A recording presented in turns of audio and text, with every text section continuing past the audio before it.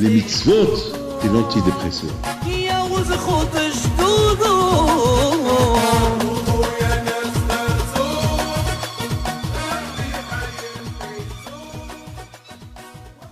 ברשות מוריי ורבותיי, ברשות le Rav de la Kehila, ברשות Kal Kadosh. Tout d'abord, je souhaite Mazal Tov à cette belle synagogue, de l'embellissement de cette... Ça me rappelle vraiment... C'est comme ça que... Elle doit être la maison de Dieu, une belle maison. Et Baruch Hashem, vous avez fait du beau travail. Et que vous apporte bonheur, si Dieu veut. Il y aura beaucoup de fêtes dans cette synagogue, si Dieu veut. Et Mazal Tov aussi pour le Hazan, Bueno, qui a une très belle voix, il doit aussi donner des cours de Torah. Donc je souhaite, Be'ezat Hashem, bonne réussite. Donc nous sommes aujourd'hui dans la paracha de l'histoire de Yaakov et Esav. Et vous savez que la Torah est venue nous enseigner des enseignements, comme qui dit le Ramban, que tout ce qui s'est passé chez nos parents, c'est symbolique, c'est ce qui va se passer de les générations à venir. Et apprendre des parents, de nos parents, Abraham, Isaac et Yaakov, des leçons. Vous savez, beaucoup de fois, ça nous arrive que lorsqu'il nous arrive on a un petit problème, on se rappelle, l'autre aussi il a eu ce problème, et voilà comment il a résolu ce problème. Donc, on suit les directives de ce qui s'est passé chez nos parents, chez nos aïeuls. Donc, Abraham, Isaac et Yaakov, pratiquement, ils ont traversé toutes sortes de problèmes qu'on peut imaginer. Et à chaque problème, il y a une solution. Donc, puisque eux, ils ont trouvé une solution, alors nous aussi, on peut trouver une solution. En les imitant. Ah, mes amis, c'est quoi imiter? C'est quoi le mot imiter? Vous savez très bien que si, lorsqu'on imite un tzaddik, par exemple, tel que Abraham, Isaac et Yaakov, il doit être une imitation juste. Ce n'est pas une imitation fausse. On va essayer de comprendre, par exemple, on va voir Yitzhak Abinu alav shalom. Yitzhak Abinu, il aimait Esav. Alors regardez, nos sages ils disent que Yitzhak Abinu il n'a pas assez bien éduqué son fils Esav. On se pose la question, c'est pas possible qu'on dise que Yitzhak il n'a pas éduqué Esav. Yitzhak Abinu il a donné la même éducation à Yaakov qu'à Esav.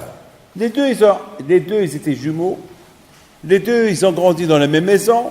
Les deux ils avaient le même père, la même mère.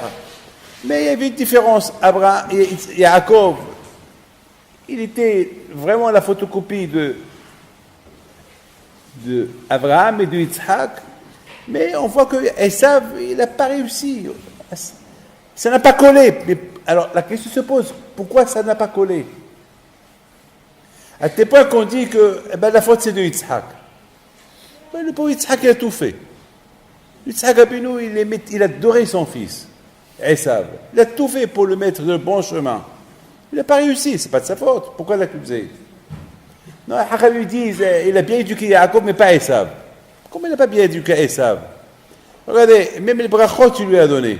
Il lui a dit une fois, mon fils, apporte-moi de la chasse et je te donne la meilleure bracha. Apporte-moi de la chasse, je te donne la meilleure bracha. Je te bénirai avant de mourir. Et c'était la veille de Pessah. Et Esav, qu'est-ce qu'il fait? Esav, il va. Esav, il va. Il apporte, il cherche, il essaye partenariat pour chasser du gibier. Il n'a pas réussi. À la fin, qu'est-ce qu'il fait? Il prend son chien, il l'égorge, il va le rôtir, il apporte à son père un chien. C'est ce que nos sages, ils nous racontent. C'est pas possible, c'est inimaginable de penser que Esav, d'un côté, il respecte son père, il fait tout pour son père, et qu'est-ce qu'il lui apporte? Il lui apporte un chien rôti. C'est pas possible. Alors qu'il y a Yitzhak Abinu était prêt à donner n'importe quelle bracha à Esav. Mes amis, il faut savoir une chose. Vous croyez qu'aujourd'hui, on vit dans une génération qui est tellement dure et on ne sait même pas comment éduquer nos enfants. Alors, il faut savoir une chose. Éduquer nos enfants, par les coups, ça ne marche pas. Parce que de plus qu'on va les frapper, ils vont être encore plus méchants. Aujourd'hui, on vit surtout dans un monde tellement ouvert que, je me rappelle, la semaine dernière en Israël, même ici ou en France, c'est même interdit de donner un petit coup à l'enfant. C'est-à-dire aujourd'hui, il faut laisser l'enfant. Alors, aujourd'hui, frapper les enfants, on ne peut pas les frapper. Alors, comment on va les éduquer? Entre vous et moi, comment on va éduquer un enfant? Comment? Dites-moi, comment on va éduquer un enfant? Il faut être intelligent. Moi, je sais une chose, que mon père, la Shalom, lorsqu'on était jeune, il ne frappait pas. Mais il nous a éduqués. Baruch Hashem, on a grandi avec l'Emouna. On a grandi, vous savez, beaucoup de fois je raconte qu'à Essaouira, chez nous à la maison, il n'y avait pas grand-chose. Surtout pour ma mère, cachériser la maison, c'était tellement facile. On avait une grande maison à Essaouira, on avait la chance de passer à la maison de Rabbi Pinto, et dans cette maison, il n'y avait que des lits, il y avait une table, 7 chaises, il y avait 7 lits, une armoire. Ça veut dire à Pessah, la veille de Pessah, en 1 heure, ma mère a déjà tout cachérisé. Et c'est facile. Aujourd'hui, pour cachériser une maison, il y a le salon, il y a les armoires, il y a la salle à manger, il y a la chambre de tel et tel, il y a ici un salon, il y a ici le bureau, il y a des divans, il y a tellement quoi cachériser que ça prend au moins un mois pour cachériser. Mais à l'époque, chez nous à la maison, c'était vite fait. En un clin d'œil, en 1 heure, je me rappelle mon père à la Shalom, il passait la chaux, ça lui prenait 2-3 heures, ma mère, et c'est fini. On a grandi dans la Emouna. Lorsque mon père devait nous gronder, parce que j'ai fait des bêtises, alors il va m'interdire de quitter la maison. C'est tout, gentiment. David, tu ne quittes pas la maison, tu es puni. On reste à la maison. Tu restes à la maison, Et c'est comme ça. Et moi qui adorais sortir dehors, puisque j'étais à la maison, donc c'est ça qui m'a, à tel point, c'est ça qui m'a un peu, c'est comme ça que mon père à la vache nous a éduqués. Pas avec des coups, avec des paroles, avec son regard. La façon qu'il nous, parfois, les coups, ça ne marche pas. Et parfois, le regard, avec un peu de moussard. Il dit, Shlomo Meler, Hanoch la na'ar al pidako. Il faut éduquer ton fils selon des règles. Il n'y a pas plus qu'un père et une mère qui connaissent l'enfant. C'est malheureusement le problème qu'on a. On n'a pas le temps de les éduquer. On veut vite faire, on s'énerve, on les frappe, on croit qu'on a réussi. C'est pas vrai. Avec les coups et les insultes et le faire honte, il va devenir encore plus méchant. Il va devenir encore plus agressif, plus méchant. Alors comment l'éduquer? Alpidako. Alors, je vous raconte une histoire de Rabbi Odia Yosef que j'ai écoutée aujourd'hui de mon fils. C'est une super histoire. Il y avait une fois Rabbi Odia Yosef alav shalom, nous sommes encore dans l'année qui nous a quittés il y a quelques semaines. Il y avait quelques temps, il y avait des jeunes, il a vu par la fenêtre des jeunes qui jouaient le ballon. Rabbi Yosef alav shalom, il descend, c'était Shabbat. Alors, il leur a dit, vous savez que c'est Shabbat. Alors, ceux qui ont eu honte sont partis, il y a un qui est resté. Il lui dit, mon fils, pourquoi tu ne vas pas chez toi? Il dit, il voulait mentir. Il a dit, j'ai pas de père, j'ai pas de mère. Il dit, tu n'as pas mangé? Il a dit, non, je n'ai pas mangé. Viens chez moi, tu manges. Il invite, il monte chez lui, il lui donne à manger. Il dit, mais c'est Shabbat, il n'y a rien à faire, repose-toi. Il se repose. Alors il dit, maintenant, qu'est-ce que tu vas faire? Et maintenant, ce que je vais faire, je ne sais pas, je sais pas ce que je vais faire, mais j'ai bien envie d'aller voir un film. Alors Rabbi Yosef lui a dit, bon, après Shabbat, viens chez moi. Après Shabbat, il vient chez lui. Il dit, tu m'as dit que je viens chez toi. Il dit, voilà. À partir de maintenant, lorsque tu vas rentrer au cinéma, tu viens chez moi, je te paye le cinéma. Vous, Rabbi, vous payez le cinéma? Oui, je te paye le cinéma. Mais fais attention, pas le Shabbat. Je dis non, ici à Yerushalayim, il n'y a pas de cinéma Shabbat. Alors voilà, lorsque tu veux, tu viens chez moi, je te donne l'argent pour aller au cinéma. Et une fois, il est venu chez lui une fois, 2 fois, 3 fois, la 4e fois, il lui dit, Rabbi, je sais que vous êtes contre le cinéma. Vous me payez le cinéma uniquement pour vous faire plaisir. Parce que j'ai pas de père, j'ai pas de mère. Rabbi, sache que j'ai mon père, j'ai ma mère, je vous ai monté. Et j'ai réalisé que comment je peux prendre l'argent de chez vous pour aller au cinéma? Alors j'ai décidé que je vais faire tes chevaux. J'ai décidé, je vais faire tes chevaux. J'ai décidé à venir à tes cours, à commencer à mettre tes tefilines. Voilà comment il a éduqué Rabbi Yehuda Yosef, un enfant. C'est pas en lui disant, hé, c'est Shabbat, tu crèves, qu'est-ce que tu es en train de faire? Non. C'est pas comme ça qu'il a eu. Il a parlé gentiment. C'est ça l'enfant. L'enfant, il faut être psychologue avec l'enfant. Vous savez, moi, j'étais jeune, j'étais très intelligent. Il y a ici, Rabbi Meir HaKohen, Zachary Tov, il est là. J'allais chez lui chaque vendredi me donner de l'argent. J'avais 8 ans, j'avais 5 ans, 6 ans, 7 ans, jusqu'à l'âge de 8 ans, j'allais chez lui. Chaque vendredi, il me donnait, Adriel, il me donnait une pièce. Il est là. Et en face de lui, il y avait un qui s'appelle M. Louk, un bijoutier aussi. J'ai ramassé de l'argent pour lui donner aux pauvres. Mais j'en profitais aussi. Je vous le dis, j'étais jeune, j'en profitais aussi. Ça veut dire, il y a le pauvre, moi, et il y a aussi les autres à qui je donnais. Ça veut dire, on faisait le partage. Donc il y avait le bijoutier, M. Louk, lui, je n'allais pas chez lui. Pourquoi? Parce qu'une fois, il m'a dit, chaque fois, il me dit, je n'ai pas. Une fois, je lui dis, M. Louk, à partir de maintenant, tu ne vas pas m'avoir. Tu ne vas pas me dire que tu n'as pas. Tu as. Il me dit, je te donne parole, je n'ai pas. Mais il me dit, pour une fois, je n'ai pas. Je lui dis, c'est pas vrai, tu as. Il me dit, mais je vous dis, je n'ai pas. Je lui dis, non, tu as.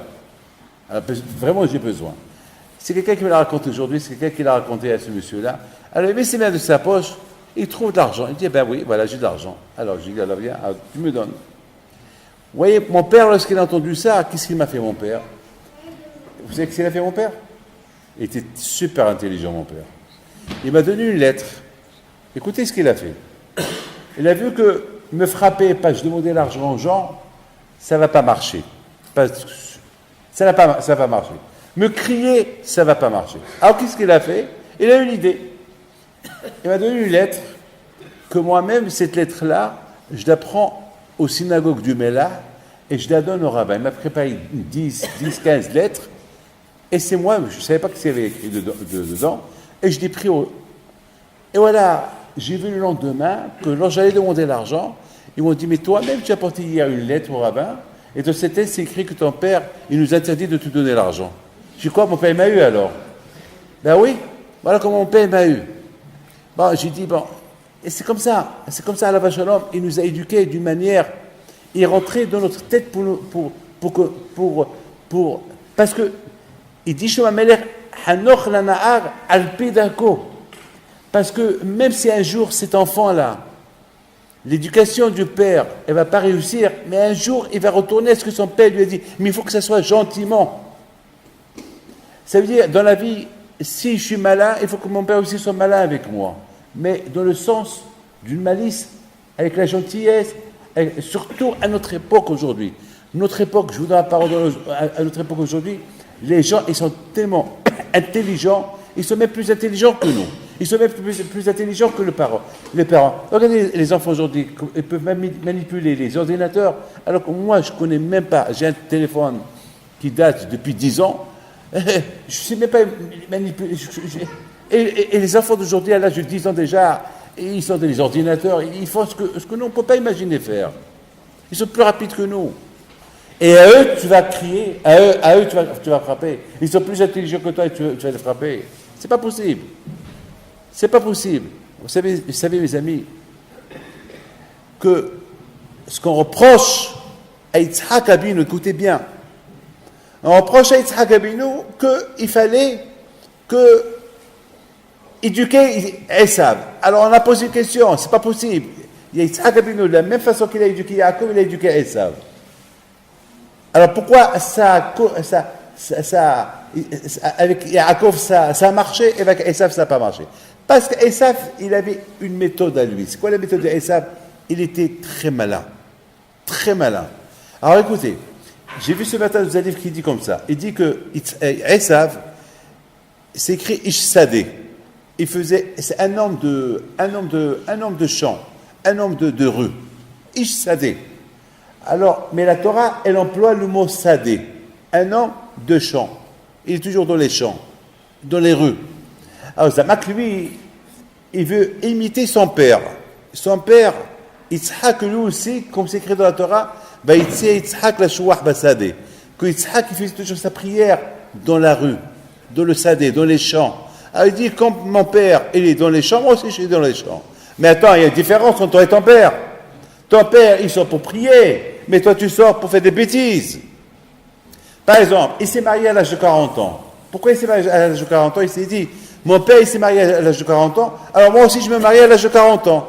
Mais ton père, c'est un tzaddik, ton père, il a marié Rivka, toi, tu as marié des femmes qui sont pas bien, qui sont rishiyot, qui étaient idolâtres.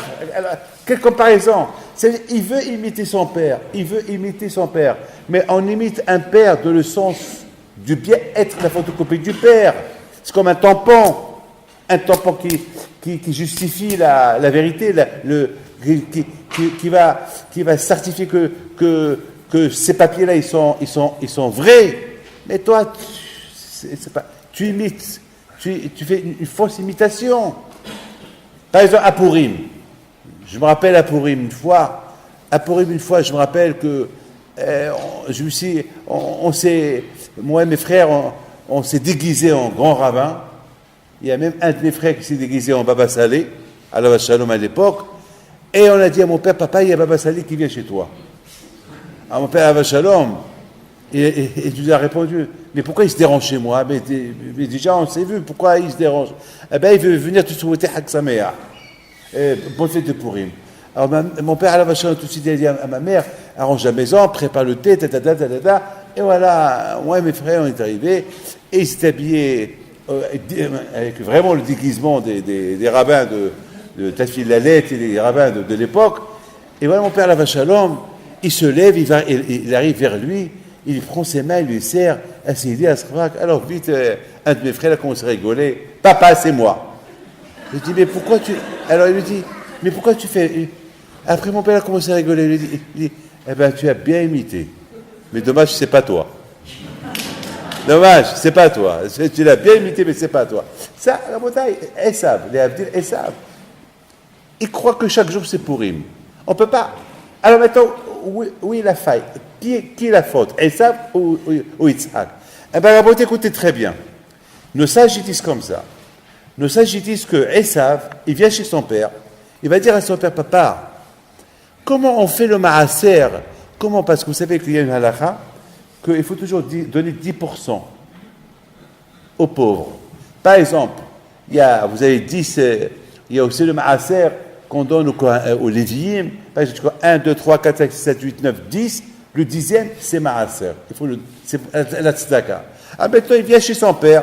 Il dit, papa, comment on fait le maaser du sel? Mahmoul, le sel. Mais qui peut compter le sel? Dites-moi, qui peut compter le sel? Comment on va compter ces grains de sel? 1, 2, 3, 4, c'est impossible. Et son père, il lui dit, Kaparana, Biba, tu es un tzaddik. Non, mon fils, on ne fait pas le maaser du sel, parce que c'est impossible. Et chaque jour, il vient chez son père, papa, comment on fait le maaser de la paille? La paille qu'on donne aux animaux. Il dit, mon fils, on ne peut pas compter la paille, c'est impossible, on ne peut pas. Ben, tu es tzaddik, tu es un grand... Mais attends, une fois, il te le fait, d'accord, tu vas croire, il savait. Mais chaque fois, il vient chez toi, chaque fois, attends, Yitzhak, réveille-toi. Réveille-toi, il est en train de se moquer de toi, il plaisante. Mais réveille-toi, Yitzhak. Alors, mon fils, il peut me dire, je peux dire, mon fils, qu'est-ce qui s'est passé? Pourquoi tu es venu en retard? Ben, une fois, il va donner une raison. La deuxième fois, pourquoi tu es venu en retard? Mais si chaque fois, il me donne la même raison. Je lui dis, attends, tu te moques de moi ou quoi? Même lui-même, il n'est pas bête de me dire la même raison. Il va dire, papa, il va se rendre compte. Mais tellement que Esav, il sait que son père, il va toujours lui dire, il va toujours le prendre pour un tzaddik, Alors chaque fois il dit, papa, comment on fait le maaser? Papa, comment on compte le sel? Papa, comment... Mais attends, il y a Yitzhak, réveille-toi, il se moque de toi. Vous avez compris, mes amis? Maintenant, vous avez compris pourquoi, quelque part, on dit, c'est pas Hasfia qu'on accuse, mais ça, Yitzhak, il aurait dû se réveiller. Il aurait dû se réveiller. Il aurait dû se réveiller pour mettre son fils dans mon fils, tu ne peux pas m'avoir chaque jour avec ses... C'est vrai, Yitzhak, c'est un grand tzaddik, mais ça va, on peut pas, vous savez, j'ai beau être un grand tzaddik moi aussi, mais attends, mais je ne vais pas me laisser faire chaque fois avec les mêmes arguments de mon fils, un jour je vais me réveiller. Mes amis, Esav, il voulait être la photocopie de son père, il veut imiter son père, mais pour imiter un père, il faut être Bapé Vebalev. Il faut que ça soit et dans le cœur et avec la bouche. C'est pas avec la bouche et d'une phrase et le cœur, il n'y est pas. Je voudrais vous dire quelque chose, mes amis. Vous savez, aujourd'hui, combien de problèmes je rencontre et j'entends, des problèmes qu'il y a dans les maisons. Aujourd'hui, je vous donne un parole d'honneur. Il y a aujourd'hui des enfants à l'âge de 10 ans, 11 ans, ils sont les maîtres de la maison. Et les parents ne peuvent même pas leur adresser la parole parce qu'ils sont les maîtres de la maison. Et les parents ils viennent chez moi, ils me disent quoi faire. Je dis, je ne peux rien faire. Il n'y a pas de solution. Si déjà l'enfant est arrivé à être le maître de la maison et c'est lui qui dicte la vie dans la maison, comment, quand aller à l'école, quand ne pas aller à l'école, il va même dire à sa mère, maman, je ne vais pas à l'école aujourd'hui. Et personne ne peut rien faire. Et si jamais quelqu'un il lève le temps, il va tout casser à la maison. Il y a eu un départ. Il y a eu une faille quelque part. Il y a eu un départ, bien sûr, peut-être il y a trop de coups, peut-être c'est pas comme ça, parce que éduquer l'enfant, il faut rentrer dans sa tête. Il faut pénétrer dans sa tête, voir qu'est-ce qu'il a dans la tête, qu'est-ce qui ne va pas dans la tête. Et si on découvre qu'est-ce qui ne va pas dans la tête, là tu peux l'aider. Mais malheureusement, aujourd'hui, vous savez, en Amérique, je ne veux pas en Amérique, mais ici, il y a beaucoup des enfants qui sont suivis par des psychologues, des psychiatres. Mais une raison pourquoi? Nous, à Essaouira, on n'a jamais connu un psychologue. On ne sait même pas c'est quoi un psychologue. On ne sait même pas c'est quoi un psychiatre. On ne sait pas. On ne sait pas c'est quoi ça. Bémet. Vous savez, je veux pas vous savez que je reçois des psychologues. Je reçois des psychiatres. Et je leur pose des questions. Et je leur dis, pourquoi vous venez chez moi? C'est quoi leur réponse? Tellement qu'ils entendent eux-mêmes, ils commencent à comme une femme. Une femme, la pauvre, une femme psychologue, elle a eu peur parce qu'elle reçoit toujours, elle essaie d'aider une autre femme, que cette femme-là, elle dit qu'elle voit des choses. Alors, tellement qu'elle a voulu l'essayer pour l'aider, jusqu'à que la femme qui dit qu'elle voit des choses, elle a convaincu, jusqu'à qu'elle, maintenant, la psychologue commence à voir des choses. Voilà, elle était contaminée. Maintenant, elle vient chez moi pour l'aider. Alors, je lui dis, voilà, c'est comme ça. Écoutez. À Essaouira, je parle d'Essaouira parce que, certainement, c'est en Algérie, en Tunisie, mais je parle de ma ville. Je parle comment nous, on a grandi. Alors, je vois la jeunesse aujourd'hui, qui vivent qu'avec des psychologues. Ils vivent qu'avec des traitements, avec des calmants. Et ça ne va pas. Lorsque je vois notre passé, est-ce que Bichlal au Maroc, à notre époque, à nous, est-ce qu'il existait? C'est vrai, il y a des faux ça ne manque pas. Mais ce n'est pas ce qui se passe. Aujourd'hui, on dirait que tout le monde est faux aujourd'hui. Aujourd'hui, on peut trouver des familles. Je vous donne un parole d'honneur. Je peux pas. Il y a des familles qui sont tous suivies par des psychologues. Tout à fait. Et le père, et la mère, et le frère. Et chacun, il a son rendez-vous. Vous savez pourquoi? Manque d'émouna. Manque d'émouna. Nous, notre psychologue, c'est la Torah. Notre GPS, c'est la Torah.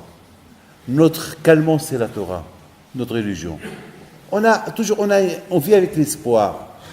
On vit toujours avec l'espoir. Regardez Abraham Avinu, tous les Abraham, Isaac, Yaakov, toutes les épreuves qu'ils ont passées, tous les problèmes qu'ils ont passés. Et ils ont survécu. Regardez nos grands-parents en Égypte, les pauvres, ce qu'ils ont souffert en Égypte. Ce qu'ils ont souffert, ils n'avaient pas de jour, ils n'avaient pas de nuit, ils n'avaient rien. Ils travaillaient du matin au soir. On prenait leurs enfants, on les tuait. Le pharaon, une fois, il avait la lèpre. On lui a dit, il faut prendre le sang des enfants. Tu prends un bain avec le sang des enfants. Et chaque jour, il tuait 70 enfants pour remplir sa baignoire, pour Zamak, pour faire le migré dans le sang des enfants. Et les mamans, à un moment donné, l'Égyptien qui vient prendre les enfants et les jeter dans la rivière.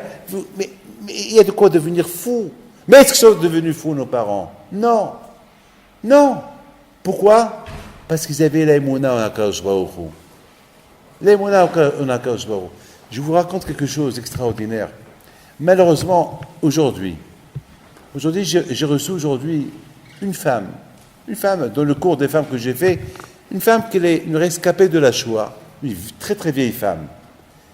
Et voilà, aujourd'hui, pour la première fois, je la vois chaque Shabbat venir, elle est accompagnée par quelqu'un, et c'est la première fois que je lui pose la question, d'où vous êtes, madame? Parce qu'elle n'a pas l'air de l'Afrique du Nord. Alors je lui dis, d'où vous êtes, madame? Elle me dit, je suis une rescapée de la Shoah. Ah. Alors je lui dis, madame, je voudrais que vous veniez embrasser le Sefer Torah. Alors, devant tout le monde, elle dit, je commence à faire teshuva.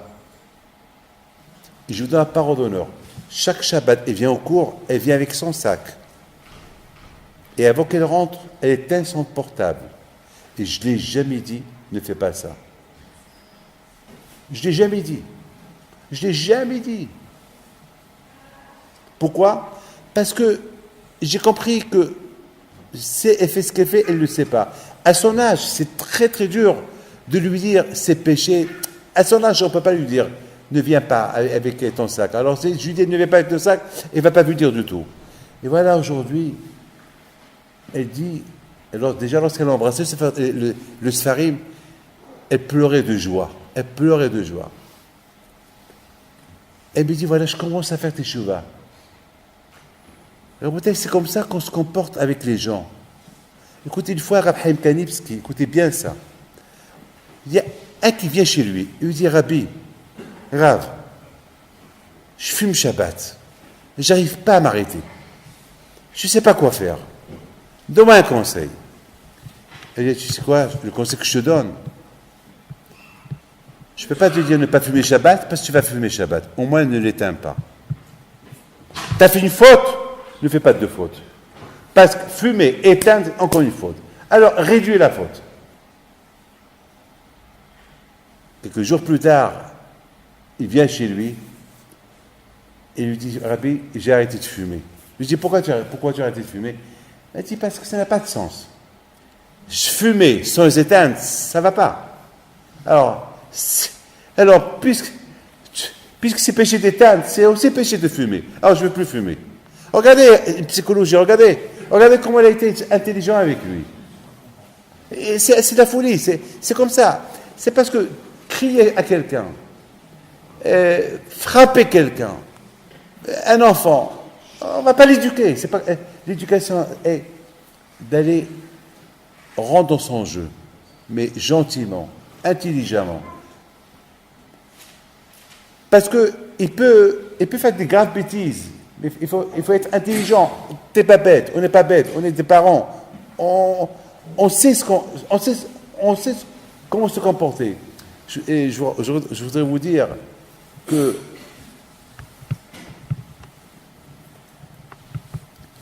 une fois j'ai rencontré un acteur de cinéma. Et cet acteur-là de cinéma, lorsque je l'ai vu, je lui dis, parle-moi un peu de ce que tu fais. C'est un grand acteur, hein, je ne peux pas vous dire qui est, c'est un grand acteur.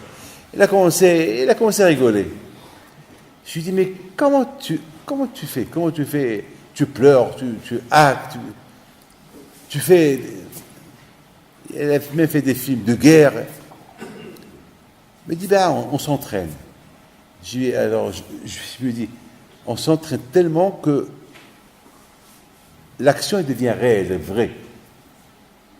Je lui dis, mais c'est du cinéma. Ça reste toujours du cinéma. Il me dit oui. Je lui dis, viens, je te raconte une histoire. Une fois, il y avait un couple qui sont venus chez moi. Un couple. Écoutez bien, c'était à Lyon. Et ce couple-là, ils ont décidé de divorcer. Pourquoi? Il me dit, le mari, ma femme, elle fait que pleurer. Chaque fois, elle adore les films de drame, les films de romans, des films et il faut qu'elle pleure. Elle pleure pour rien. C'est-à-dire, après, elle a tellement pleuré en voyant un film, après, elle ne me parle pas, elle est triste, et le lendemain, elle pense, et chaque fois, elle dit, la pauvre, elle marche, elle vit avec... Et je lui dis, c'est du cinéma. Alors, je commence à parler à la femme, je lui dis, pourquoi tu fais? Elle me dit, le film. Je lui dis, madame, mais c'est du faux. Cette femme-là que tu as vue, Zama qu'elle a eu le cancer, qu'elle est morte, elle est toujours vivante. Toi, tu pleures et elle est en bonne santé. Elle est en bonne santé. Elle est en train de faire des milliards sur tes larmes. Toi, tu es en train de pleurer, elle est en train de mettre au bar. Elle est vivante. Elle me boule là. Réveille-toi. La bouteille, c'est ça, Esav. Esav, c'est du cinéma. Esav, c'est celui qui veut faire toujours... Il fait du cinéma. Il n'est pas vrai. Il vit le mensonge. Il fait le tzaddik, il est rachat. On a essayé de l'aider, on n'a pas réussi de l'aider. Et après, qu'est-ce qu'on dit? On accuse son père. Mais pourquoi tu accuses son père? Eh bien, Yitzhak, tu es tellement intelligent, tu aurais dû le stopper. Tu aurais dû rentrer dans son jeu et le faire sortir de son jeu. Et tu ne l'as pas fait. Je donne la parole d'honneur, mes amis. Aujourd'hui, on a lu la paracha d'aujourd'hui. Super paracha. Et la paracha d'aujourd'hui, vers la fin, on nous raconte toutes les femmes qu'il a eues, Esav, les femmes et les enfants, et les femmes et les enfants, et les femmes et les enfants, et leurs familles, Et je me suis posé une question. Je me suis dit, mais pourquoi la Torah me raconte et me parle de Esav? Qu'est-ce que je m'en fous, moi, de Esav? Qu'est-ce que moi, je m'en fous de Esav? Mais Esav, il faisait du cinéma. Esav, c'était un vrai acteur du cinéma. Esav, c'était quelqu'un qui était rachat, qui voulait pas trouver la vérité. Il voulait même pas chercher la vérité. Pourquoi la Torah me parle de ses descendants, de ses femmes? Pour moi, je ne dis pas des bêtises, mais à un moment donné, ça m'a un peu... Je dis, attends, il y a beaucoup de fois la Torah, au lieu qu'elle nous parle des halachot, par exemple, vous savez que les halachot de Shabbat, la Torah dit, respecte les Shabbats, mais les 39 interdictions de Shabbat, la Torah ne les mentionne même pas. Alors, ces 3 pages-là, que la Torah me parle des noms qui sont sans importance, ces 3 pages-là, on les consacre à des halachot, à écrire des lois de Torah, des choses plus... dis-moi des choses que je vais apprendre de qui? De Yaakov. Qu'est-ce que je vais apprendre Pourquoi on me parle des noms? Et Esav, il a vu une femme, après, et il s'est marié avec une autre femme, il a eu des enfants, et les noms des enfants, et cet enfant, il s'est marié avec celle-là, et il a eu deux enfants, et les noms... Pourquoi tout ça? Cette semaine au Brésil, il y a quelqu'un qui vient chez moi. Il me dit, je veux une bracha. Je vois, il fait sortir 3-4 pages. Wow, celui-là, qu'est-ce qu'il veut? Une bracha à tel et tel. Vous savez, je ne peux pas donner plus d'1 minute à quelqu'un. Parce qu'il y a un monde fou. Donc je ne peux pas. Mais là, j'ai vu que, avec celui-là, j'ai fait la bracha. Il me dit maintenant, et il souligne, il fait une croix. Je dis, attends, tu crois que... Donne-moi les pages, donne-moi les pages. Je dis, donne-moi les pages. Il me donne les pages, je prends les pages, et je fais la bracha. en quelques secondes, les cas c'est la bracha, la kavana. Je vois le nom et je fais la bracha. Il me dit, mais c'est pas comme ça. Je lui dis, comment? Je lui dis, comment? Il me dit, ben, chacun. Je lui dis, chacun. Vous savez qu'il y a des gens dehors? Il y a plein. Ça veut dire, tu as vu combien chacun il reste ici? 1 minute. Qu'est-ce que tu crois? Je vais rester là longtemps. Il me dit, ben c'est important pour moi. Je dis, je sais que c'est important. Alors je vais encore refaire la bracha. L'Eka, c'est la bracha. L'essentiel, c'est la bracha. C'est pas, l'essentiel, c'est que je vois le nom et je passe, et bisrout rabbi Pido à Kadosh Baruch Hu. Pour ce monsieur-là, écoutez, je vous en prie, écoutez bien. Il s'est levé, il n'était pas content. Il n'était pas content. J'avais de la peine de le laisser partir. J'ai dit, assis-toi. J'écoute. Ah, alors, je peux citer les noms. Et elle a commencé à citer les noms. C'est lui qui s'est fatigué à la fin. Il s'est fatigué. Je suis resté avec lui 20 minutes. 1, 2, 3. Pour lui, c'est important. Bon, je lui fais plaisir. Après, j'ai compris qu'il faut faire plaisir aux autres. Voilà, c'est tout. Le pauvre, il a attendu 2-3 heures. Ben, il faut faire plaisir. J'ai compris. Mais maintenant, je n'ai pas compris. C'est quoi le plaisir de Akadosh Baruch Hu d'écrire tous ces noms-là? C'est quoi le plaisir que j'ai, moi, David Pinto, et vous avec moi, de lire tous ces noms de Esav Aracha, qui était un acteur de cinéma, un acteur qui voulait même tuer son père. Il voulait tuer son frère. Quelqu'un qui a vu le Emet, quelqu'un qui a vu la vérité, et la Torah m'écrit tous ses noms, toute sa famille, 3 pages. Pourquoi? Vous savez, mes amis, chaque semaine, je répète ce que je vais vous dire. Esav, à un moment donné, il a connu Abraham, il a connu Yitzhak, il a connu Yaakov. Moi, malheureusement, je n'ai pas connu Rabbi Haim Pinto. Mais j'ai connu mon père. Rabbi Haim Pinto, je ne l'ai pas connu.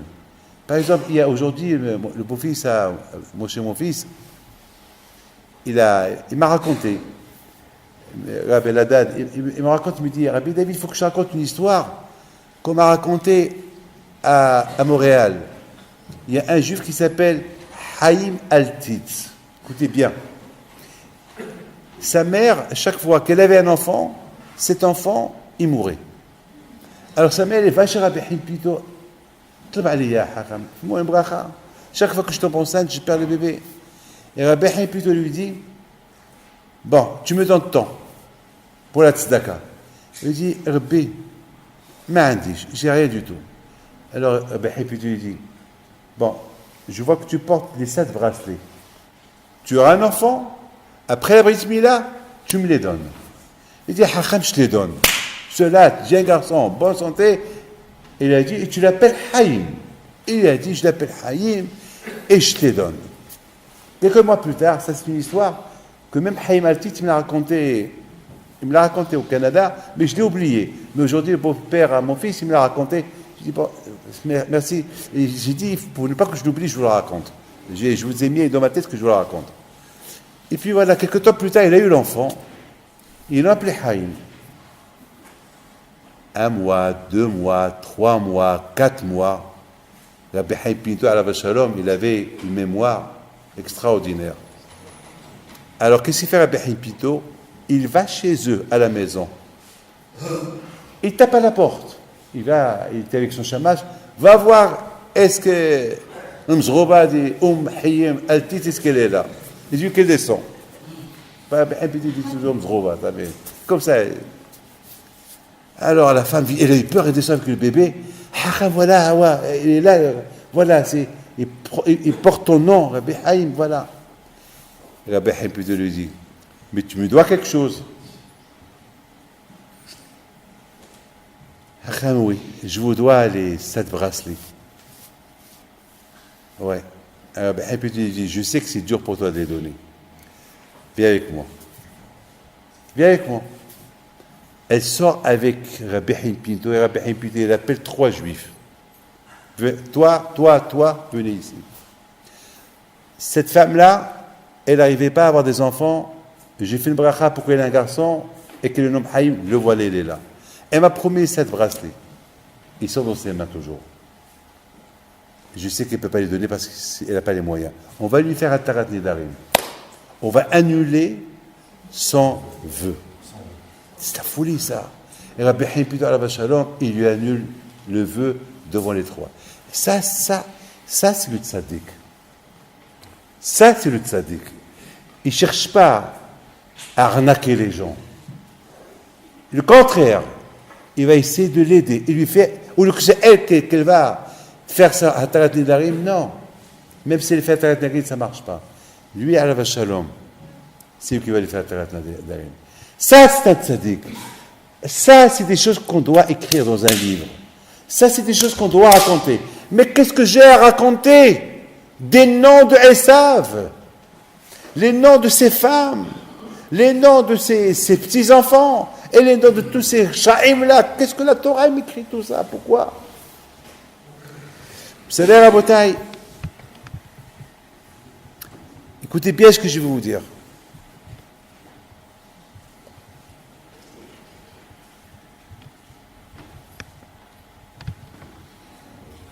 De Esav à Racha, écoutez, je vous en prie, vous allez écouter ça. Ils sont sortis beaucoup de tzadikim. Abimem al-Nes, il est sorti de Esav. Hein? Il était le petit-fils de Néron Kessar, un empereur qui s'est converti. Rabbi Akiva aussi. Chez Maïa et Eftalion, il y a eu même des enfants. Des petits-enfants de Amalek qui ont étudié la Torah à Bnei Brak. Une fois, j'étais en Angleterre. Je reçois un rabbin avec une belle barbe rousse, avec 7 ou 8 enfants, et sa femme, qui avait un kissou roche. Ils veulent une bracha. Comment tu t'appelles? Je m'appelle Abraham ben Abraham. Ah, Abraham ben Abraham, ça veut dire que c'est un converti. Je vois son visage, un bel homme. Et vous, madame? Moi, je m'appelle Sarah bat Abraham. Vous deux, vous êtes convertis? Et ça, c'est vos enfants? Oui, nous deux, on est convertis, et ça, c'est nos enfants. On a découvert la religion. On est des étudiants. On était des étudiants. Et de ces études de physique, on a découvert qu'il y a Kadosh Baruch Hu, qu'il y a un Dieu, il y a un Créateur. Donc, on a décidé de se convertir, et voilà, on est là. C'est des Anglais. Que leurs parents, ils sont pas juifs. De Esav à Racha, ils sont sortis des tzadikim. Onkelos. Celui qui a écrit, qui a traduit toute la Torah, ou que chaque juif ait une obligation de lire 2 fois la paracha, et avec Onkelos. Une fois, et son oncle c'était Adrianus, l'empereur Adrianus. Une fois l'oncle Adrianus, il lui dit Onkelos, mon ami, tu sais que j'ai pas d'enfant, et le jour que je quitte ce monde-là, c'est toi qui va prendre le royaume. Tu vas devenir le César, l'empereur romain. Ah, il lui dit, oncle, il faut que je voyage un peu, découvrir un peu le monde. Il faut que je découvre un peu ce qu'il y a dans le monde. Et surtout, j'ai envie de commencer par aller visiter la Judée, Israël. Il dit, là-bas, là-bas, ils vont... Là-bas, c'est le pays, là-bas, c'est... Je ne te conseille pas. Ne va pas là-bas, c'est des juifs, c'est... Zbl. C'est la pourriture là-bas. C'est rien du tout. Un jour, on va les éliminer, un jour. C'est rien du tout. Ils parlent de Dieu, ils parlent... Alors, il dit, oncle, dis-moi, qu'est-ce que tu me conseilles? Je fais quoi? Je dis, tu cherches, écoutez bien, et tu vas... et tu cherches la marchandise que personne ne la cherche. Un jour, cette marchandise-là, elle va être recherchée et tu vas bien la vendre. N'achète pas des choses que tout le monde a. Achète quelque chose qu'il n'y a pas. Quelque chose que personne ne cherche. Bon. Il commence sa visite en Israël. Et en Israël, il s'est converti au judaïsme. L'empereur Adrianus, il entend ce qui s'est passé. Il a dit, aïe, qu'est-ce que j'ai fait? J'ai perdu l'héritier. L'héritier de Rome, du trône de Romain, je l'ai perdu. Ça, ils l'ont eu, les Juifs. Comment je vais faire? Il y envoie des messagers. Il y envoie des gens. Ces gens, ils arrivent chez lui. Il va discuter avec le Torah. Il va les convaincre. Ils vont rester en Israël, ils vont se convertir au judaïsme. Adrianus, il lui envoie encore d'autres personnes. Et encore d'autres personnes. À la fin, Adrianus, il envoie encore une dizaine de personnes. Il va leur dire, vous allez boucher vos oreilles. Lorsque vous arrivez chez mon neveu, Ankelos, vous n'allez pas discuter avec lui. Il va commencer à vous parler, ne le répondez pas. Prenez-le, vous l'emmenez. Mettez-le au bateau et emmenez-le-moi chez moi. C'est ce qu'ils ont fait. Ils arrivent chez Ankelos. Ankelos, tout de suite, ils leur dit Baruch Haba, il n'y a pas de Baruch Haba, il l'a dit. Ils l'ont pris, parce qu'ils ont bouché les oreilles, ils n'ont pas entendu. Ils arrivent au port. Après 1 ou 2 jours, ils arrivent au port. Je ne sais pas quel port, c'est Yafo, Akko, je ne sais pas où. Je ne sais pas des meilleurs où c'est où il était. Ils se trouvaient au Haïlat peut-être, je ne sais pas où. Et voilà. Bon, il n'y avait pas de marine. Hein. Voilà. Bon, voilà, il arrive là-bas. Et Ankelos, il voulait parler. Il voulait parler. À un moment donné, ils ont commencé à se voir. Bon, il était obligé d'écouter. Attends, il crie, il veut quelque chose. Qu'est-ce que tu veux? J'ai oublié quelque chose à la maison. Encore, j'ai oublié, il faut que je retourne. Allez, bouchez vos oreilles, il faut que je retourne. Bon. Sinon, mon oncle va s'énerver sur vous. Alors, retournez avec moi. Alors, ils vont boucher les oreilles. Encore, ils vont jusqu'à la maison. Ils arrivent à la maison. Ils rentrent même pas à la maison. Il embrasse la mezouza. Il leur dit, maintenant, on peut partir. C'est quoi ça? Maintenant, on peut partir. Mais c'est quoi ça? Alors, ils ont débouché. C'est quoi ça? C'est quoi cette question? On est venu comme ça pour embrasser la mezouza. Il a dit oui. Mais c'est quoi? Ça représente quoi la mezouza? La mezouza, ça représente le roi qui surveille ses enfants. Les enfants, ils sont en train de dormir. Et le roi, c'est lui qui surveille. Alors qu'au général, le roi, il est à l'intérieur et ses esclaves, ses serviteurs, ils sont dehors. Chez nous, les juifs, c'est le contraire. C'est le roi qui est dehors et ses serviteurs, ils sont à l'intérieur et c'est lui qui les sert. Ils ont écouté ça, eux aussi, ils se sont convertis. Alors finalement, Adrianus, il lui restait qu'à venir lui-même. Il arrive. Il arrive en Israël. Première chose, il rencontre son neveu. Il voit son neveu avec une barbe, l'épée haute. Non, c'est pas possible, c'est pas toi. Oui, Majesté, c'est moi. Mais attends, je t'ai envoyé pour visiter les peuples qui sont sous l'égide de Rome. Attends, c'est l'Empire romain, là. Mais c'est quoi ça? Je t'ai pas envoyé pour devenir un fou. Mais t'es fou. Mais je t'avais dit de chercher quelque chose que personne ne veut. Et c'est ça qu'un jour tu vas vendre. Et toi, qu'est-ce que tu cherches, toi? Tu cherches le judaïsme. Il dit, Majesté, justement, j'ai pris ton conseil. Le judaïsme, personne ne le veut. Mais lorsque Mashiach il va venir, tout le monde veut l'avoir. Alors c'est ce que j'ai choisi. C'est ce que tu as dit, Majesté. Tu as dit, cherche quelque chose que personne ne veut, parce que la chose que personne ne veut, un jour, elle va être, elle aura le hiba, tout le monde va l'acheter. Alors c'est ce que j'ai fait. Le judaïsme, qui le cherche? Personne ne le cherche. Hadi haram, ça c'est péché, et ça c'est péché, et ça c'est péché. Il ne faut pas voir ça, il ne fait pas ça, il ne fait pas ça. Rien n'est permis, tout est péché. Mais c'est ça la vérité. Mes amis, il y a beaucoup de tzadikim qui sont sortis de Esav. Beaucoup de tzadikim, ils sont sortis de Esav. Maintenant, Rabotai, on ne sait pas quel tzaddik, il est sorti de quelle famille. C'est la raison que la Torah elle a écrit tous ces noms. Tous ces noms que la Torah elle a écrits dans la Torah de la famille de Esav, il se peut que de ces Sabion, il va sortir un tzaddik ou un converti. Il se peut que c'est celle-là. Donc, chaque nom de Esav qui est écrit dans la Torah, pour nous, c'est sans aucune importance, mais pour Akash Baruch Hu, il y a une importance. Pourquoi? Il y a un lien entre cette neshama d'un converti qui va se convertir dans 1000 ans, dans 2000 ans, avec ce monsieur-là. Donc, de ce monsieur-là, qu'il est le petit-fils de Esav, même Amalek, Haman, des enfants de Haman, ils ont étudié la Torah à la Yeshiva. Vous croyez à ça ou pas? La Gemara dit, des descendants de Haman, de la famille de Haman, ils ont étudié la Torah Bnei Brak. Donc, c'est la raison pourquoi on a écrit Amalek dans la Torah.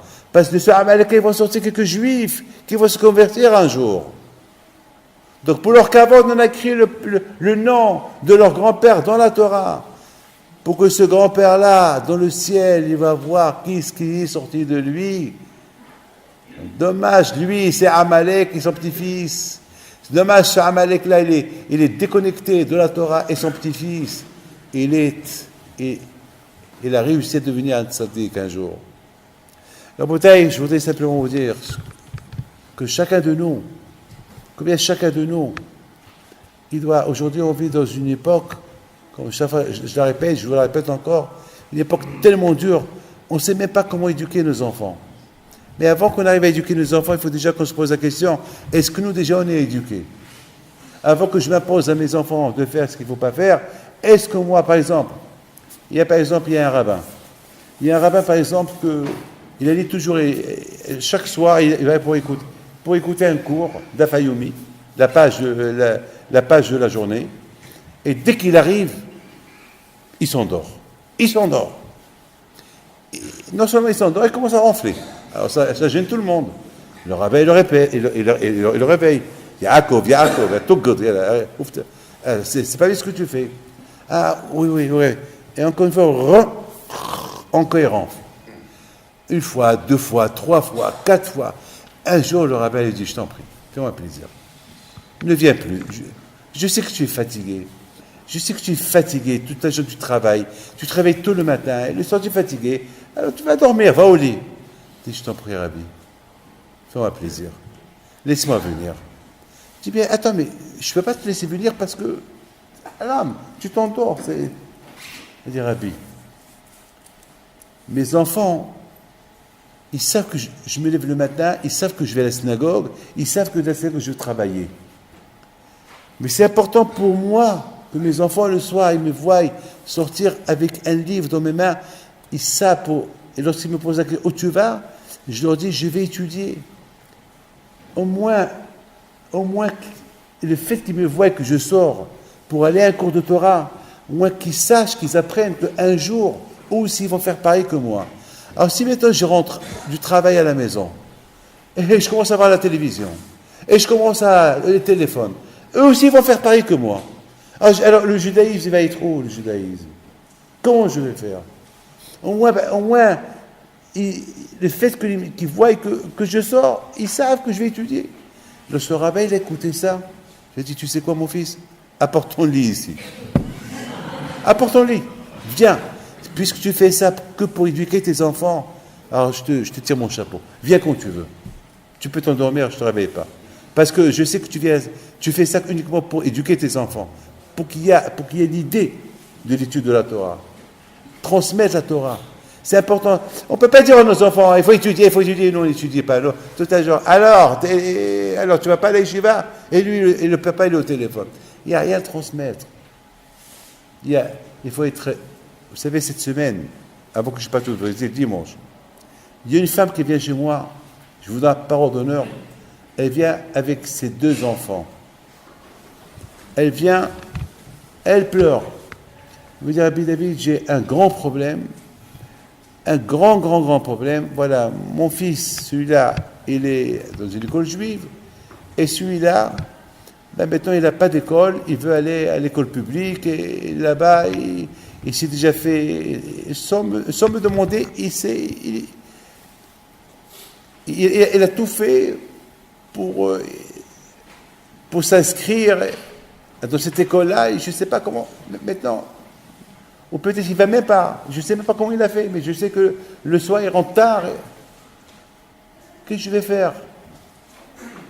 Et il fume. Il n'a que 12 ans, il fume. Je dis, madame, avant que je te réponde, tu fais Shabbat? Elle me dit non. Alors qu'est-ce que tu veux? Vous savez, c'est quoi Shabbat? Je m'excuse, écoutez bien ce que je vous dis. Lorsque tous on est autour d'une table Shabbat, on chante. Déjà toute la semaine, on n'est pas ensemble.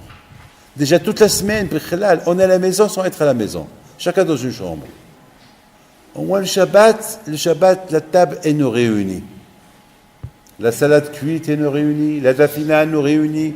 Et un peu de mahia, ça nous réunit. Et après on chante. Au moins le Shabbat, on est réunis. Mais s'il n'y a pas Shabbat, au moins on va à la synagogue. On prend nos enfants. Mais s'il n'y a pas le Shabbat, déjà, toute la semaine, on est désunis. Alors, ce Shabbat que le bon Dieu nous a donné, on ne se réunit pas dans ce Shabbat-là. Alors, on va donner à nos enfants quoi? Je dois parole d'honneur. Pour moi, David Pinto, le Shabbat, c'est la solution.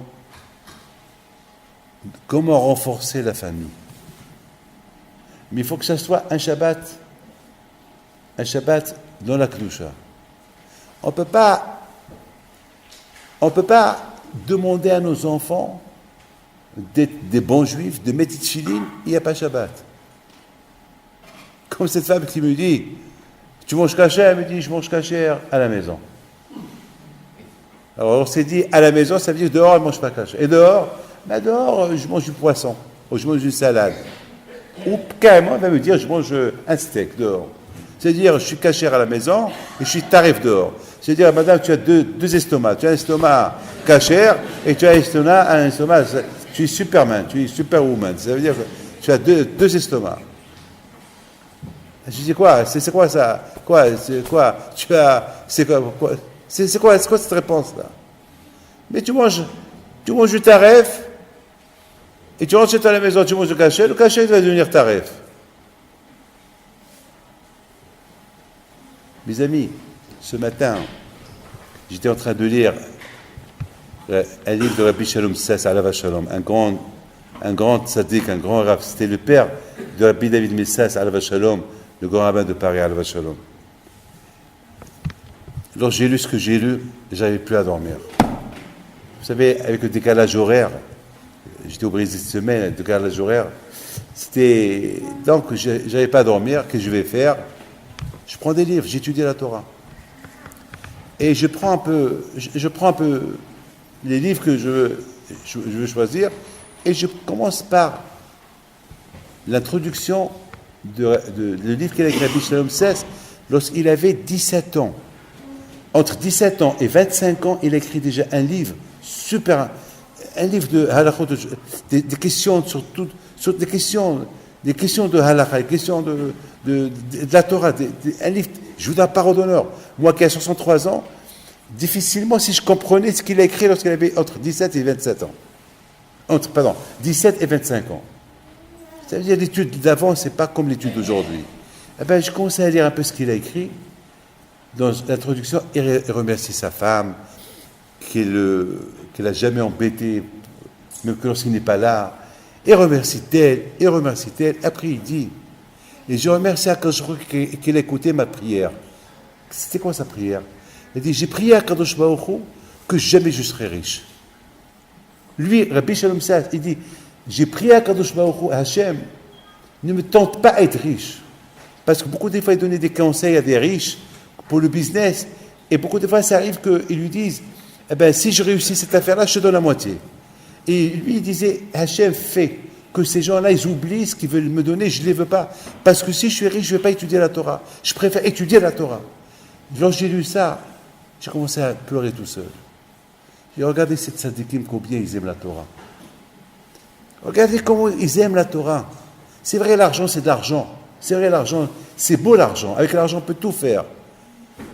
Mais Rabotaï, après 120 ans, on les laisse. On ne les prend pas avec nous. Ils restent là. Ce qu'on va prendre avec nous, ce qui est plus beau. Regardez la Bichem Sel, regardez la Baoudi Youssef, regardez tous ces grands tzadikim qu'on a eus. Tous ces grands tzadikim, toutes ces générations. Rabbi Haïm Taïb Lomed, c'est aujourd'hui, c'est Eloula. Tous ces grands tzadikim. Vous savez que Rabbi Haïm Taïb Lomed, Alva Shalom, je raconte une histoire sur lui. Il y avait une fois, il y avait un de sa famille, une femme de sa famille. Je ne peux pas vous dire, une femme de sa famille, qui vient chez moi, elle me dit, Rabbi David, je ne sais pas, je suis de la famille de Rabbi Haïm Taïb Lomed, mais je ne suis pas religieuse. Je ne sais pas quoi faire. Et tout le monde me dit, mais t'es folle, tu es la petite fille de ce tzaddik, et t'es folle. Je dis, alors va le pèleriner. Je dis, va le pèleriner. Va. À l'époque, il y a une vingtaine d'années, à l'époque, les gens ils voyageaient en Tunisie, les vacances et tout. Bon, tout ce que je peux vous dire, au départ, il ne voulait pas. Après, il m'a dit, bon, je vais voir. Et un jour, il vient chez moi, il était perturbé. Il me dit, ben, j'ai été, et prend une photo, beaucoup de photos, et me les jette sur la table, et me dit, regardez-les. Je regarde les photos, je dis, c'est quoi ça? Mais regardez les noms que j'ai écrits pour que ça soit béni, ils sont sortis à l'envers. Ah, j'ai dit, je ne sais pas, alors quoi? Peut-être tu as pris la photo à l'envers, je ne sais pas. Il m'a dit, non. J'ai pris la photo en face. Et pourquoi les lettres, ils sont sortis à l'envers? Alors, je me suis dit, peut-être, il y a quelque chose avec mon appareil. Je suis parti, j'ai acheté un autre appareil photo. Et j'ai repris les mêmes photos en face. Si je prends une photo en face, ça veut dire que les lettres, ils vont sortir en face. Lisibles. Alors, regardez encore, ils sont à l'envers. J'ai ma fille, je pense que c'est un message de ton grand-père. Il ne veut pas que tu restes. Il veut que tu changes. Parce que voilà, je vois ton nom, il est à l'envers, c'est vrai. Peut-être ton grand-père, il veut, ça y est, que tu fais tes chouvas. Il veut que tu fais tes chouvas. Mes amis,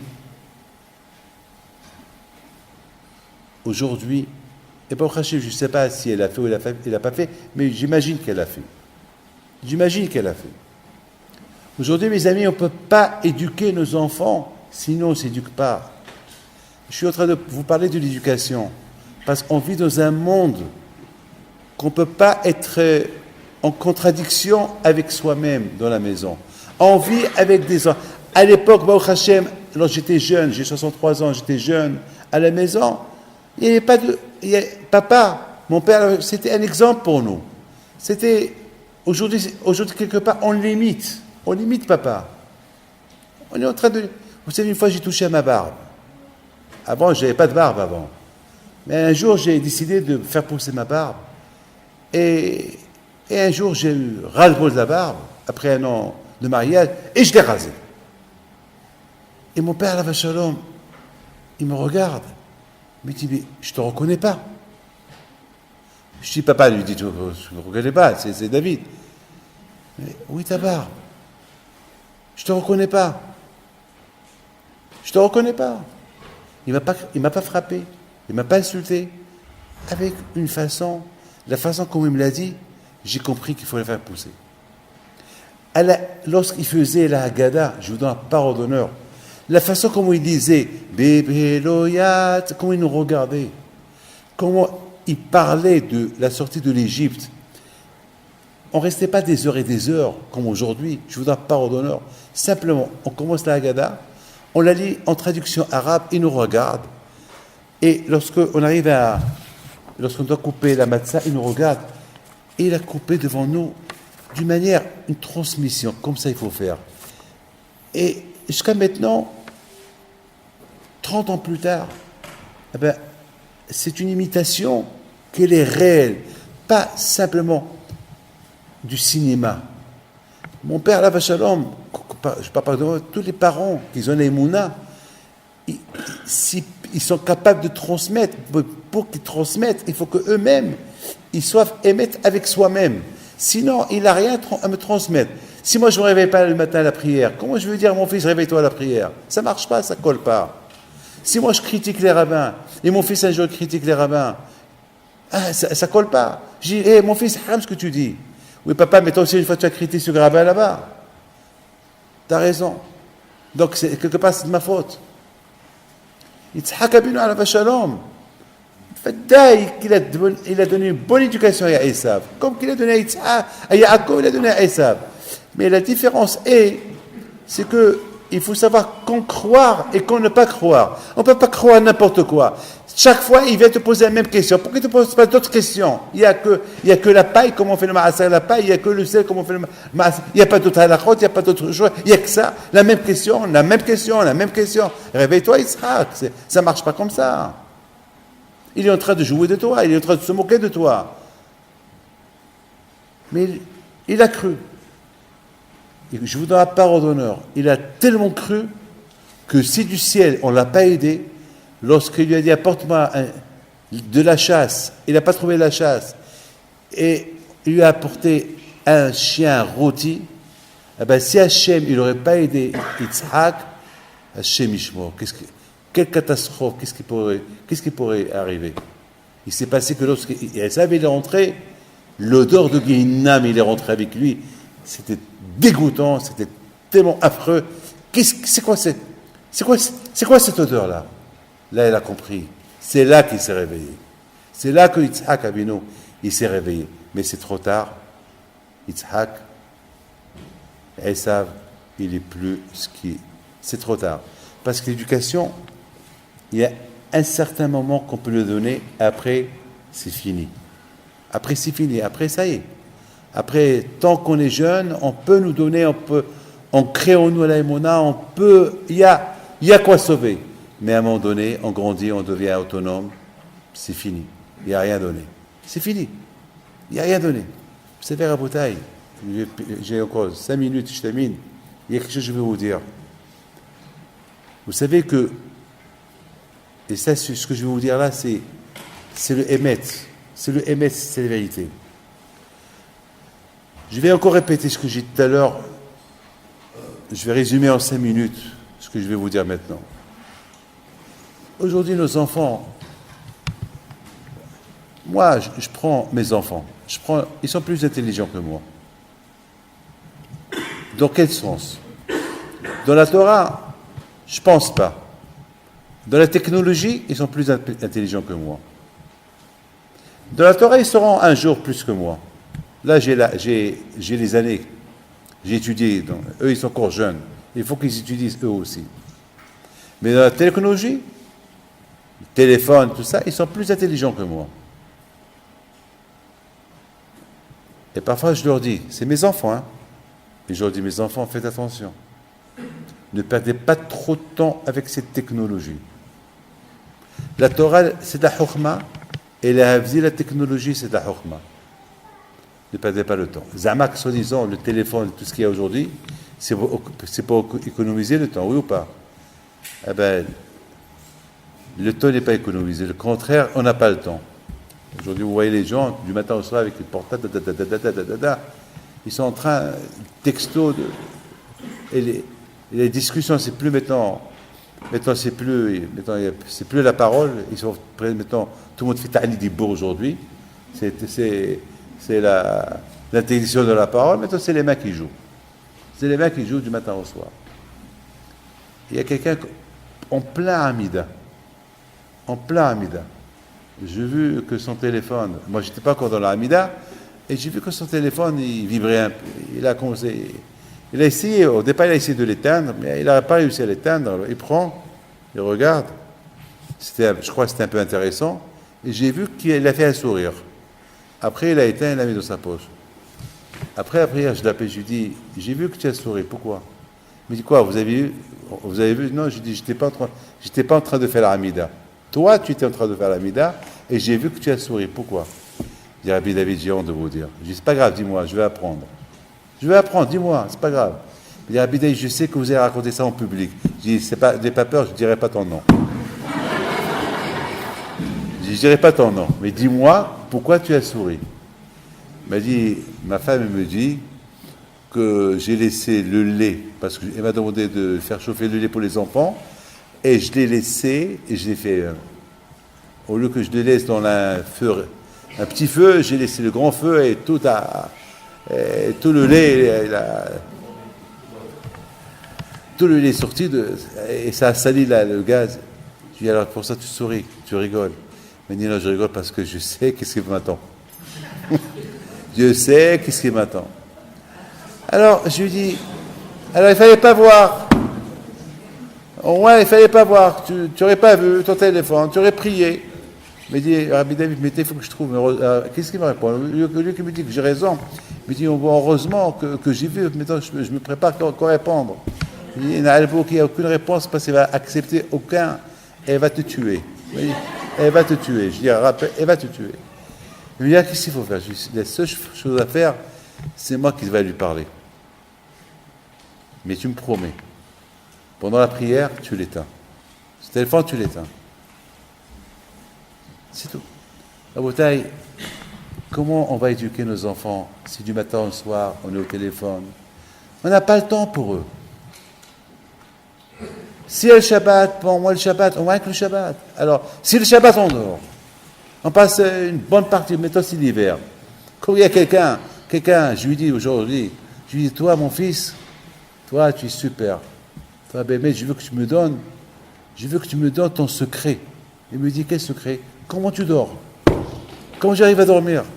Donne-moi ton secret. Je lui dis, aujourd'hui tu es arrivé à 11h, c'est-à-dire que tu as dormi hier Shabbat, on a quitté la yeshiva à 7h30, tu as dû dormir, je ne sais pas hier, de quelle heure? Il m'a dit 10h. De 10h à 11h, d'arba. Je lui dis quoi? Tu as dormi 13 heures. Moi, le beau, 13 heures. 13 heures tu as dormi, mais comment tu as fait? Non, moins que 3 heures, moi. Comment tu as fait? J'ai dit non seulement ça, à Minha, tu es venu à 5 heures. C'est-à-dire que tu as raté Minha, tu es venu pour l'arbitre. Alors quoi que tu as fait? Mais je me suis reposé. Je lui ai dit, alors, c'est-à-dire, tout le Shabbat, tu t'es reposé. Et à Kadosh Baruch Hu. Et tes enfants, qu'ils ont fait tes enfants? Ben, mes enfants, ils sont avec leur mère. Je dis alors, comment?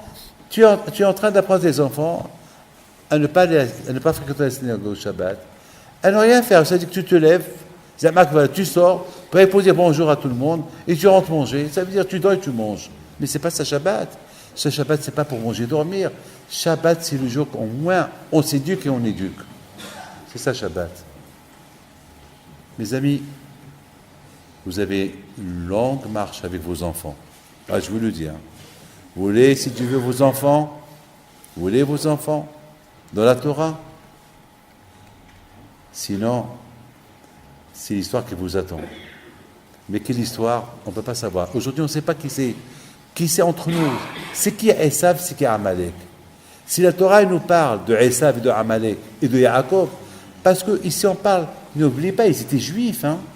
N'oubliez pas que Esav, c'était le fils de Yitzhak Avinu. N'oubliez pas que Esav, c'était le frère de Yaakov, le petit-fils de Abraham Avinu. N'oubliez pas. Ça veut dire, on peut être Yaakov, on s'appelle Yaakov et on est Esav. Ou bien on peut être Esav et on peut devenir un jour Yaakov. Comme ces tzadikim-là qui sont sortis de Esav. On ne peut pas savoir, mais tout ce que je peux vous dire, il faut éduquer vos enfants. Il faut savoir comment les éduquer. Ne soyez pas hypocrites avec vos enfants. Vous ne pouvez pas être exigeant de vos enfants ce que vous ne faites pas. On ne peut pas envoyer les enfants à l'école juive, pour là-bas, on les éduque, et à la maison, il n'y a rien du tout. Ça ne marche pas. L'enfant, il va être perturbé. On lui donne pas. À l'école juive, on lui dit, fais Shabbat, il vient à la maison, il n'y a pas de Shabbat. Ça ne marche pas. Alors, les amis, c'est ça. Déjà, on est juif. On n'est pas traditionnaliste. Parce qu'être traditionnaliste, on risque de perdre beaucoup. Donc il faut toujours avancer. Et lorsqu'on n'avance pas, vous les parents, il faut aussi avancer. Ce n'est pas avec les coups que vous allez réussir. Ce n'est pas avec les insultes que vous allez réussir. Vous allez réussir avec la psychologie d'une maman, d'un papa, avec l'enfant. Rentrez dans son jeu, rentrez dans son cerveau. Regardez qu'est-ce qu'il a. Il faut voir avec la loupe. Un enfant, il faut le voir avec la loupe. C'est notre avenir et nos enfants. C'est l'avenir. C'est l'avenir, si Dieu veut. Il faut voir, c'est comme avec la loupe, on grandit la chose qu'on veut voir. Eh bien, l'enfant, il faut le voir avec la loupe. Il faut le surveiller. Il faut voir ce qu'il a dans la tête. Il faut l'aider. Il faut l'aider avec des bonnes paroles. Et sinon, chaque fois il va vous inventer une histoire, et vous allez le croire. Que vous allez dire, bon, c'est un enfant, ça y est du tout, c'est un enfant, il va grandir. Non, il va grandir comme ça. On ne peut pas dire c'est un enfant, c'est vrai c'est un enfant. Moi aussi j'ai fait des bêtises. Alors j'étais un enfant, j'ai fait des graves bêtises. Ouh là là ce que j'ai fait. Mais je rigole pas, j'ai fait des graves bêtises. Je ne vais pas vous les raconter, mais ils sont énormes quand j'étais jeune. Mais mon père, Alav Shalom, il avait une manière comment m'éduquer.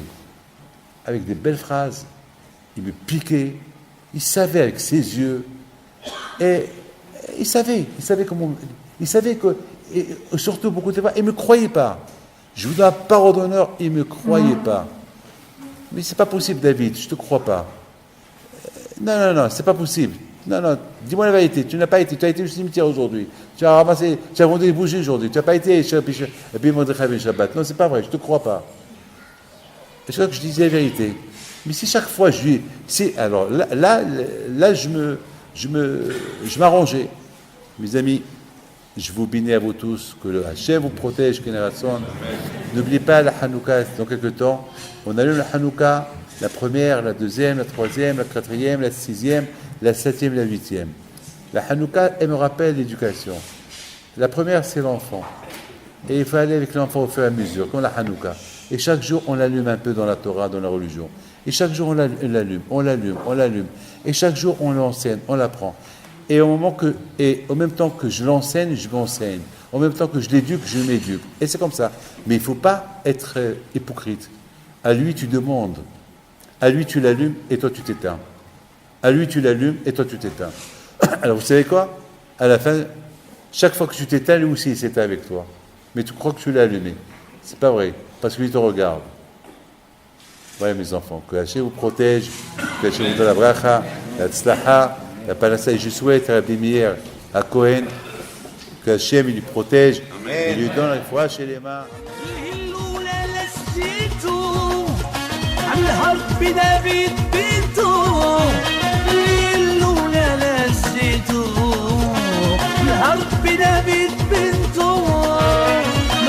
العيالات صغرتو